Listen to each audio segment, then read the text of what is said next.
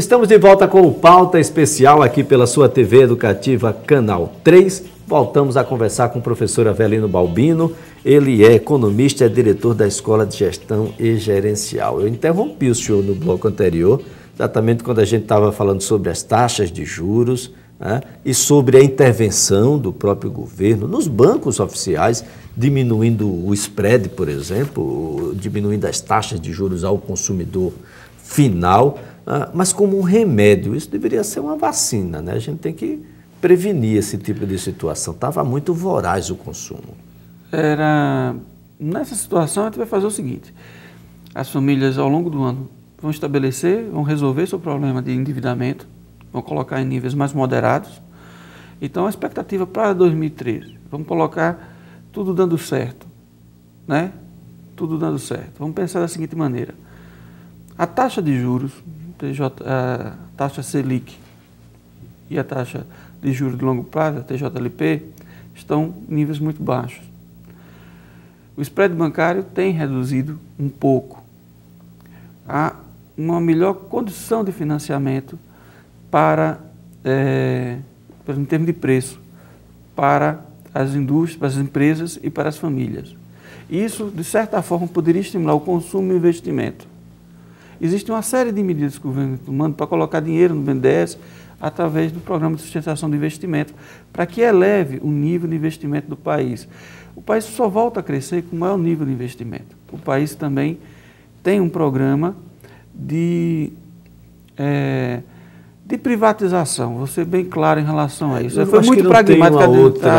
Eu busco outra palavra. Tentaram colocar outros termos, mas o que vai acontecer agora, por exemplo, na aviação, né, os aeroportos? Exato. Nada mais é do que uma privatização. E depois haverá os portos, e depois haverá o setor elétrico também, na parte de distribuição. Então, vamos assim... Isso não é uma questão mais ideológica, não é, pragmatismo. É para resolver. O país precisa crescer. Para crescer, precisa ter investimento. Precisa resolver seu problema de produtividade. E passa por educação e investimento. Pois é, o PT que tanto criticou do lado de fora, agora que está dentro do governo, está vendo a necessidade. E isso são coisas que acontecerão a longo prazo. Não é? Então, tudo dando certo. Tá certo? Em 2013, se esses investimentos começarem a acontecer, se essa taxa de juros da queda da Selic tiver um efeito realmente desejado, como diz a teoria econômica, em 2013 será um ano melhor. Mas eu não acredito que esse ano melhor seja igual ao que o ministro fala. Eu não acredito em 4,5%, 5%. Não cresceremos 4,5%. Como não crescemos esse ano, não cresceremos em 2013. Eu creio que ficará entre 2,5% e 3%. É a minha aposta pessoal. Então, a presidenta Dilma já anunciou 100 bilhões de reais para investimentos. Isso, é uma tentativa de chegar, que a proporção do investimento em relação ao PIB chega a isso, aos 22%, 24%. Estamos exatamente na época, como falava, em 2011, né? Das projeções, da necessidade de criar uma boa expectativa para que as pessoas se motivem, e os empresários se motivem. Existe nesse momento uma avalanche, né, de iniciativa para tentar salvar a economia. Mas o motivo é salvar os empregos e salvar as eleições de 2014. O que é que a gente pode dizer para o pequeno empresário, o dono da clínica odontológica, o dono da clínica médica, o dono da farmácia, o dono da padaria? O que é que a gente pode dizer para ele nesse ano de 2013 que vai se iniciar em breve? Olha, eu diria para ele, primeiro, lutar sempre com o seu negócio, porque não é só a economia que vai... Eu vi uma frase um dia desse que existe 1 milhão de coisas para fazer um negócio dar certo. E eu digo que tem 10 milhões para fazer dar errado. Então, quem está lá, que é um empreendedor, aquele que gosta de realizar, que ama o seu negócio, né?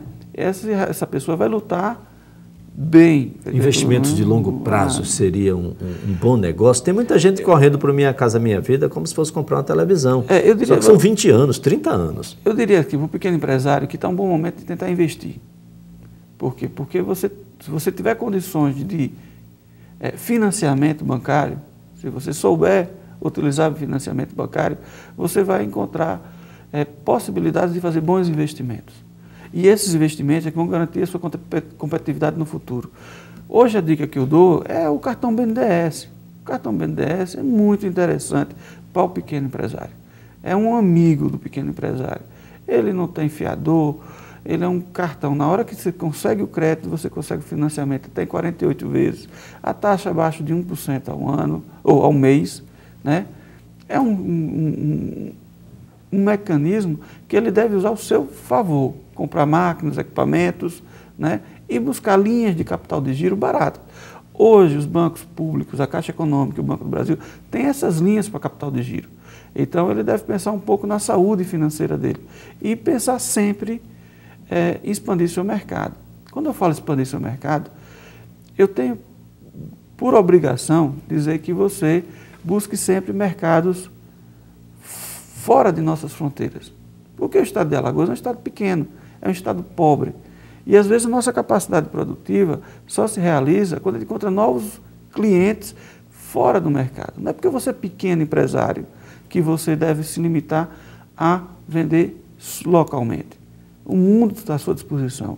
Crie mecanismo de ir para estados que têm, a locais que tenham dinâmica melhor. A venda e a compra governamental pode ser um elemento para essa saída? É preciso ter uma política muito clara hoje do governo municipal e do governo estadual, né? E muito forte, uma pressão para que essa compra governamental seja um elemento a favor da economia local. As estatais da União, por exemplo, pode ser um caminho também? Também. Eu acho assim que essas compras governamentais têm que ser direcionadas para pequena e média empresa e, basicamente, para pequena e média empresa local, né? Hoje você tem vários mecanismos que uma empresa alagoana tem problemas de competitividade, até por uma questão de estrutura fiscal.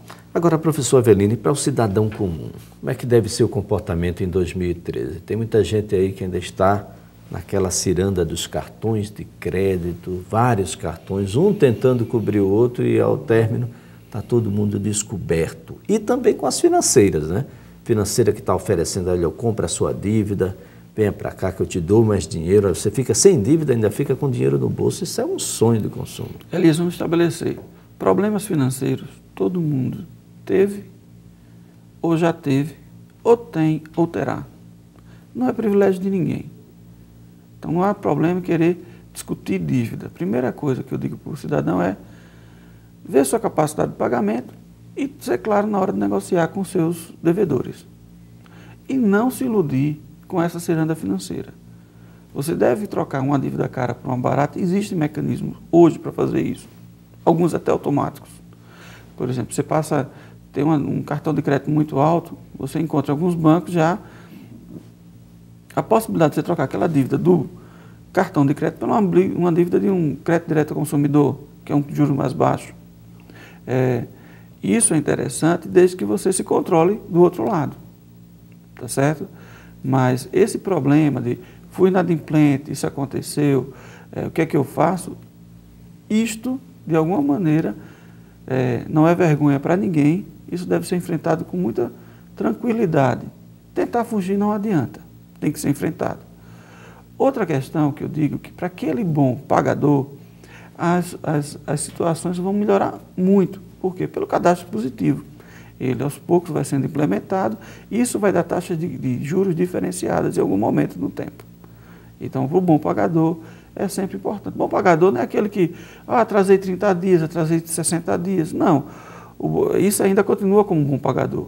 O mau pagador é aquele que realmente tem uma negativação, né, uma situação mais complicada ao longo do tempo. Esse, certamente, em algum momento será penalizado, né? Até o momento que as instituições financeiras observem que a pessoa que esteve naquela situação está se tornando uma pessoa boa pagadora. Tá? Então, para as pessoas, de um modo geral, eu digo, cuide da sua empregabilidade, cuide da sua carreira. Né? Qualificação é a palavra-chave. Qualificação é a palavra-chave. Você tem que se ver como uma empresa. Para mim, o conselho principal é esse. Cuide da sua vida financeira, que as empresas hoje investigam isso. Cuide da sua rede social, porque as empresas investigam isso. Né? O desemprego deve aumentar, então não seja tão afoito na hora de mudar de emprego. Tome cuidado com aventuras, né? Planeje bem a mudança de carreira, planeje bem a mudança de emprego, certo? Né? Esse é o meu conselho para 2013. Tá?